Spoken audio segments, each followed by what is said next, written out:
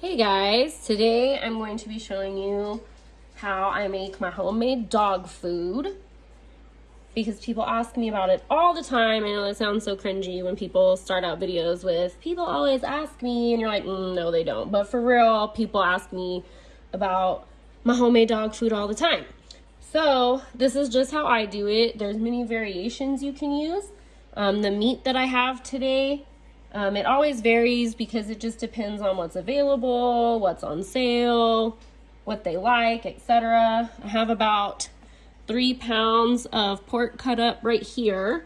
This is another probably about 3 pounds of chicken thighs, and I have about, I think it's about a 1 pound container of chicken gizzards and hearts, which we love because the dogs like them and they're cheap. So I actually have 2 crock pots. I'm gonna do the bigger one first. It sounds like a lot because it is a lot because they have 5 dogs to feed. So I think for this one, we're gonna go ahead, we'll do chicken in this one. And my husband already chopped all this up for me to make it all nice and convenient.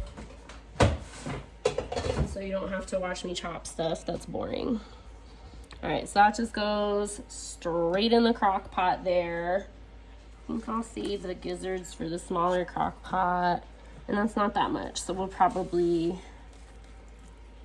if I don't end up with enough meat, I actually have a thing of ground turkey in there, but I thought this was gonna be too much, but maybe it won't be. I think I will have to use the ground turkey. Okay, so we're also gonna use the thing of ground turkey. This is how it goes sometimes, you know what I mean? You just kind of gotta go with the flow. Okay, so I have all my meat in there. This is probably like 6 pounds. It's a really big crock pot.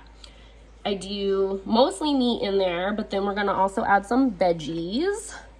I have some acorn squash that I took the seeds out, cut off all the skin, chopped it into nice little bite-sized pieces.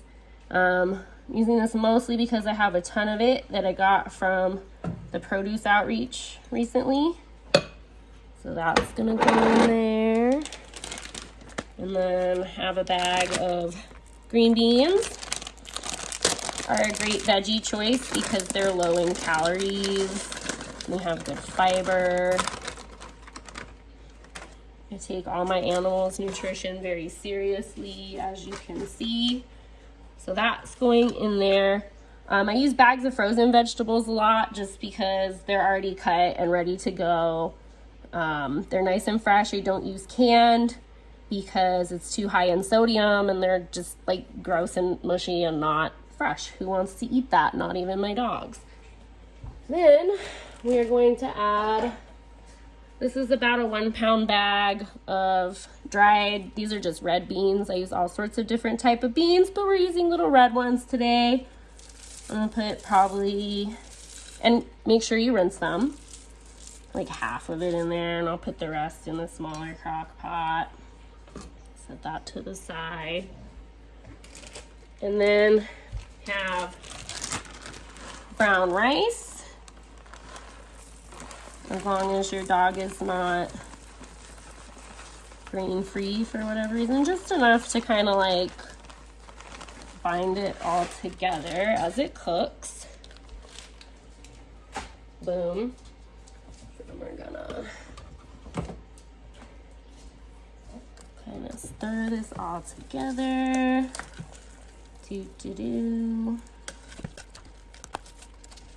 And I don't use canned beans either because they're much higher in sodium, especially if you have a dog with any kind of kidney issues.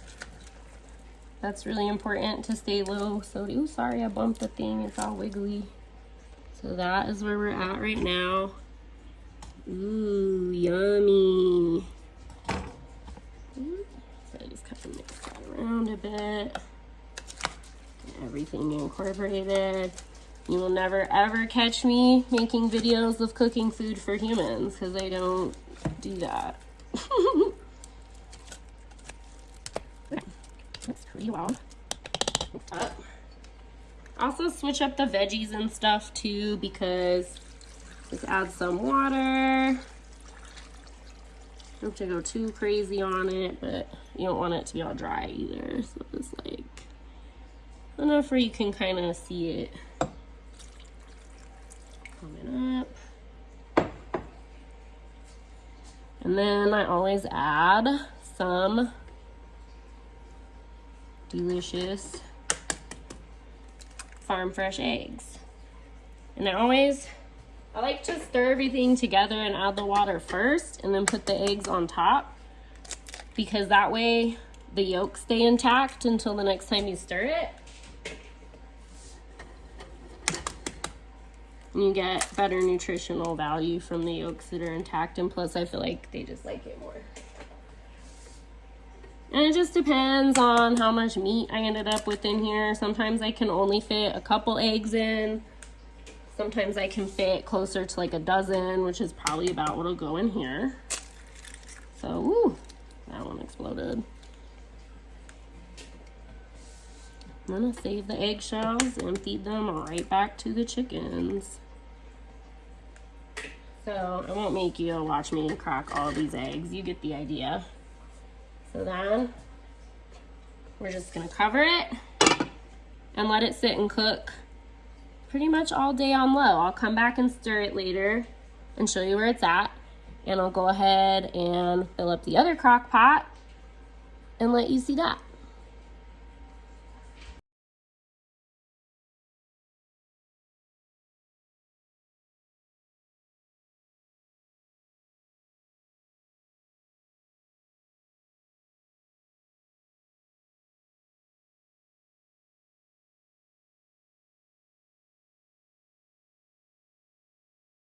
Here's the big crock pot. We're stirring. And we're stirring. Mmm. Yummy. Okay, it's all done. We're ready to serve it. See, we still got those nice egg yolks.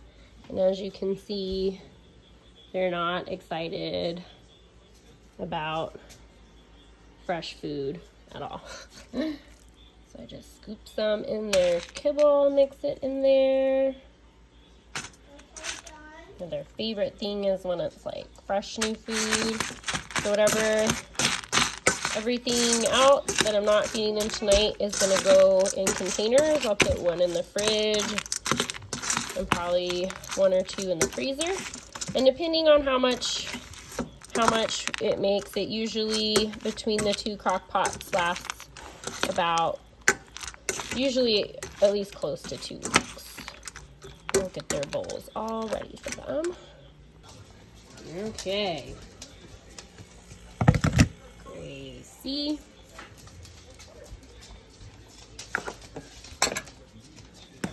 Pepper. Sunshine. Virgil. Don't worry, he can find his food even though he's blind as a bat. And Animal. Mmm. Yummy. Is it good? Tell the people how good it is. How are you, Gracie? Is it good?